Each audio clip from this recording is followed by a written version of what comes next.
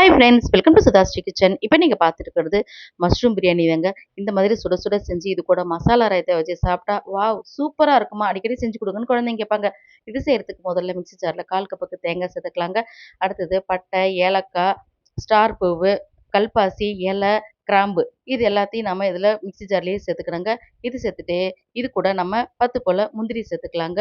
2 ஸ்பூனுக்கு கசகசா சேர்த்துட்டு, காரத்துக்கு 3 பச்சை மிளகாய் சேர்த்துட்டு, இஞ்சியும் பூண்டையும் நான் இந்த மாதிரி துருவி வச்சுருக்கேன் சேர்த்துட்டு நைஸாக அரைச்சிடலாங்க. நைஸாக அரைச்சிட்டு ஒரு சட்னி கரண்டியில் 2 கரண்டி இந்த மசாலா விழுத தனியாக எடுத்து வச்சுருவோங்க.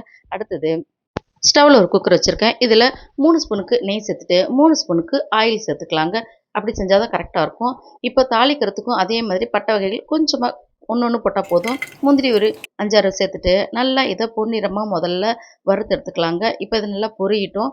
இது பொரிஞ்சால் தான் நல்லாயிருக்கும். பொரிஞ்ச பிறகு இது கூட நீல வாக்கில் கட் பண்ணி வச்சுருக்கிற பெரிய வெங்காயம் அது சேர்த்துட்டு இதுவும் நல்லா கண்ணாடி பதம் வர்ற வரைக்கும் நம்ம நல்லா இதை வதக்கி எடுத்துக்கணுங்க. அப்போ தான் நல்லாயிருக்கும். இப்போ நம்ம இது கூட இஞ்சி பூண்டுலாம் ஏற்கனவே அரைக்கிறதுல சேர்த்ததுனால இப்போ நம்ம இதில் சேர்க்க தேவையில்லை. இப்போ இது நல்லா கண்ணாடி பதம் வர்ற வரைக்கும் நல்லா வதக்கி விட்டுட்டு தக்காளி 1 நிறைய வேண்டாம், ஒரே ஒரு தக்காளி எடுத்தாலே போதுமானது. தக்காளியும் சேர்த்துட்டு நல்லா இதுவும் நல்லா குழைவாக வதக்கிற வரைக்கும் நல்லா வதக்கி எடுத்துக்கலாங்க. ரொம்ப சூப்பரான இந்த மாதிரி நம்ம அடிக்கடி செஞ்சு கொடுத்தோம்னா குழந்தைங்க விரும்பி கேட்பாங்க. ரொம்ப டேஸ்ட் நல்லாயிருக்கும். இப்போ இது கூட அரைச்ச மசாலா விழுதி நம்ம சேர்த்துக்கலாங்க. கொஞ்சமாக மிக்ஸி ஜார் கழுவின தண்ணியும் சேர்த்துடலாங்க. இப்போ சேர்த்துட்டு நல்லா இதை கலந்து விட்டுறணும். கொஞ்சம் நேரம் நம்ம இதில் இருக்கிற தண்ணியெல்லாம் வற்றி வர்ற வரைக்கும் வதக்கினா நல்லாயிருக்கும். இப்போ இது கூட மசாலா பொருள் எல்லாத்தையும் நம்ம சேர்த்துடலாங்க. இன்றைக்கி பிரியாணி மசாலா பொடி 3 ஸ்பூன் சேர்த்துக்கிறேங்க. கொஞ்சமாக மிளகாத்தூள் தேவைப்பட்ட சேர்த்துக்கலாம், வேண்டாம். உப்பு 1 ஸ்பூனுக்கு எல்லாத்தையும் சேர்த்துட்டு நல்லா பச்சை வாசனை போகிற அளவுக்கு நல்லா இதை நம்ம வதக்கி எடுத்துக்கணுங்க. அப்போ தான் ரொம்ப நல்லாயிருக்கும். ஒரு 2-3 நிமிஷம் இப்படி நம்ம கலந்து விட்டுறலாங்க.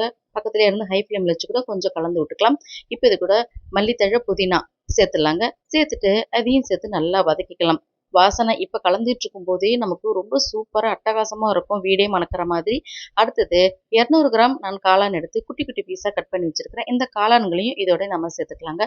இப்போ காளான்களையும் இதோட சேர்த்துட்டு நம்ம ரொம்ப வதக்கணும்னு அவசியம் இல்லை. கொஞ்ச நேரம் நமக்கு இந்த விழுதில் இது மூழ்கி இருக்கும்போது நமக்கு அந்த டேஸ்ட் எல்லாம் அந்த காளானோட சேர்ந்து வரதுனால ரொம்ப நல்லாயிருக்கும். கொஞ்ச நேரம் இந்த மாதிரி வதக்கிட்டு இந்த கப்பில் 1 கப்பு அரிசி எடுத்துருக்கேங்க.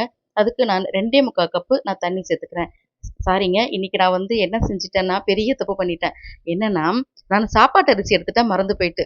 பிள்ளைங்களுக்கு பிடிச்ச மாதிரி பாஸ்மதி ரைஸ் இல்லைன்னா எங்கள் வீட்டுக்காரருக்கு பிடிச்ச மாதிரி சீரக சம்பா தான் எடுப்பேன். ஆனால் மறந்து போய் நான் சாப்பாட்டு அரிசி எடுத்துட்டேன். சரி, ஓகே, டைம் ஆச்சுன்னு சொல்லிட்டு மறுபடியும் அந்த சாப்பாட்டு அரிசி நான் களைஞ்சி வச்சதை அதையே நான் இதில் சேர்த்துட்டாங்க. சாப்பாட்டு அரிசியில் செஞ்சால் கூடமே இந்த காளான் ரைஸ் ரொம்ப சூப்பராக இருக்குதுங்க டேஸ்ட்டு. கொதிக்கும்போது அரிசியெல்லாம் சேர்த்துட்டு இப்போ குக்கர் மூடியை நம்ம மூடிடலாங்க. மூடிட்டு வெயிட் போட்டுடலாங்க. வெயிட் போட்டு மீடியம் ஃப்ளேமில் வச்சு 2 விசில் விட்டால் போதுங்க. இப்போ குக்கரில் இருக்கிற ப்ரெஷர்லாம் ரிலீஸ் ஆகிறதுக்குள்ளே நம்ம மசாலா ரைத்தா செஞ்சிடலாம். நம்ம கொஞ்சம் மசாலா பேஸ்ட் எடுத்து வச்சோம் பார்த்தீங்களா, அதோடையே நான் ஸ்லைஸாக வெட்டி வச்சுருக்கிற இந்த வெங்காயத்தை இதோட சேர்த்துக்கிறாங்க.